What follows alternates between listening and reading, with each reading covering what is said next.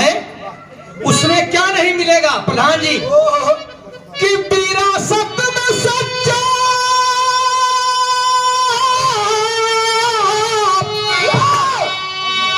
अरे विरासत में सच्चा संस्कार नहीं मिली है मानव में मानवता का आधार नहीं मिली है मानव में मानवता का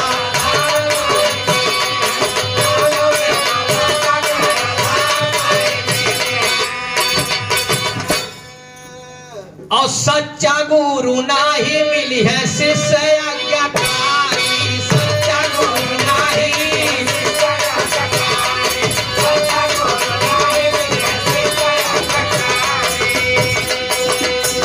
और पाती व्रता पत्नी नायक पाती व्रत धारी पाती व्रता पत्नी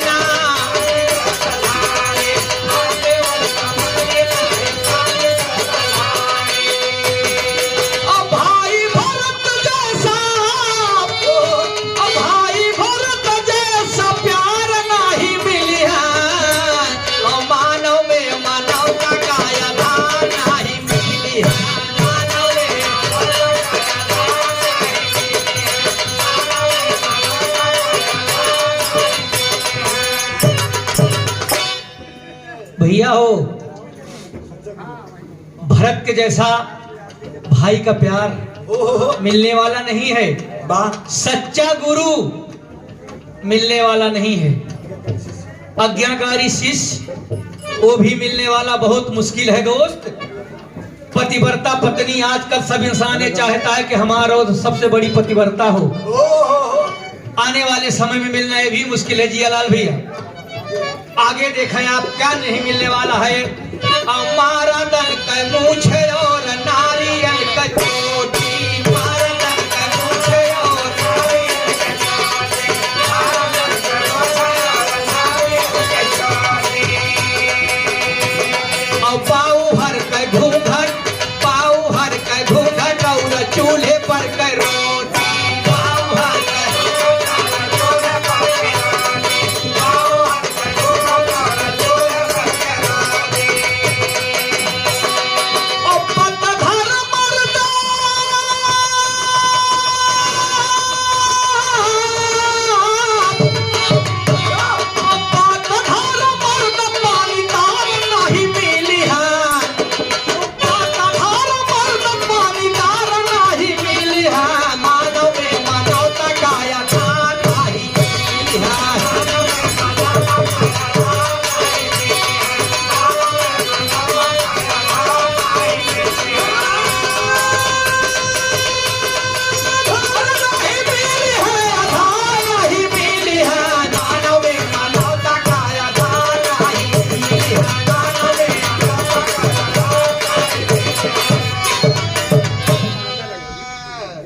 बाबूजी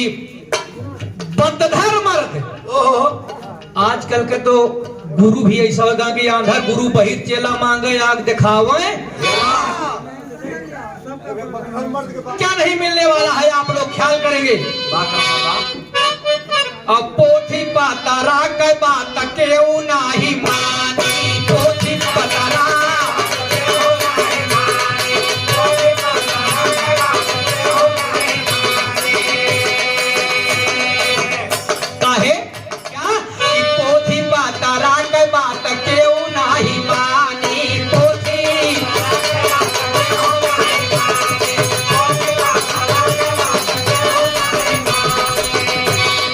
गूगल बाबा के सिर पर चली है माना मानी गूगल बाबा के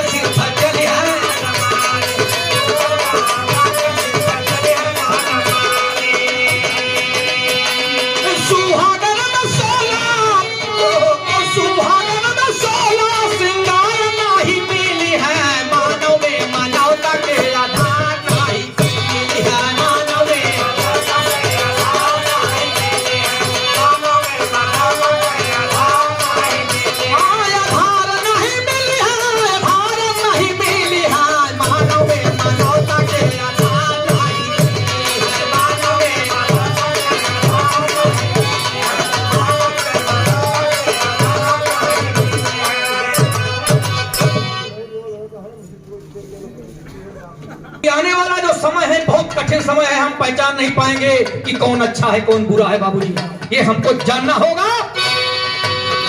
कि होली और ईद में ना हुई है भाईचारा, होली और ईद में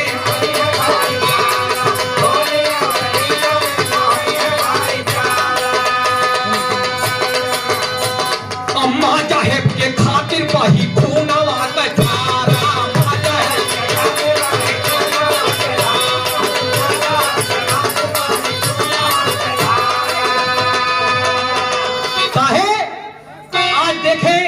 छोटी छोटी चीज के लिए परिवार में लड़ाई हो जाती है।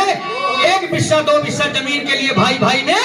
गोली चल जा रही है। इसीलिए हमारे कवि गुरुशरण यादव ने लिखा, क्या लिखा कि माँ साहेब के खातिर बाही